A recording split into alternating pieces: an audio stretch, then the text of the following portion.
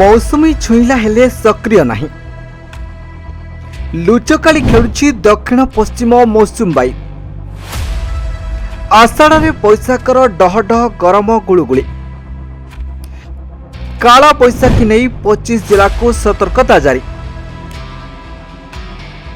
प्रबल गरम और गुलुगुली सिझुछंती ओडिशावासी। आषाढ़ डहडह गरम और गुलुगुली सह ग्रीष्म ताती संतुड़ी हेउछि जनजीवन।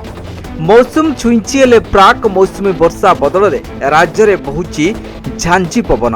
गम गम होई बहुची झाड़।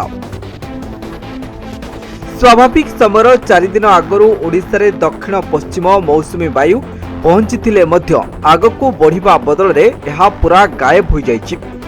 बंगोपसागर रे ना लघुचाप हिला ना प्राक मौसुमी वर्षा होइछि। अन्यपटे मालकानगिरी रे छुईंची मौसुमी वायु किंतु आगको आ बढ़ी पारुनी। सते जेपरी लुचकाली खेलुछि मौसुमी। मौसुमी आसिबारे विलंब हेबा एवं तातीर प्रकोप बढ़िबा जोगु राज्यवासी त्राही त्राही डाकुछंती। गुलुगुली रे संतुड़ी हेउछंती लोके।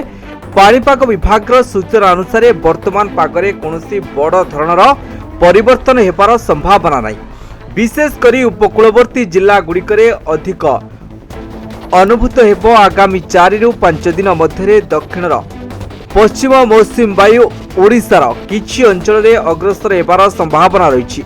यार प्रभाव में राज्य में वर्षार परिमाण बढ़ी पारे। तेबे भुवनेश्वर स्थित आंचलिक पाणीपाग केन्द्र आकलन अनुसार आगामी 24 घंटे मयूरभंज बालेश्वर भद्रक जाजपुर केन्दुझर मालकानगिरी रायगड़ा गजपति और गंजाम जिलार किछि स्थान में काला बैशाखी वर्षा हेबार संभावना रही। Bureau report news 95 Odia.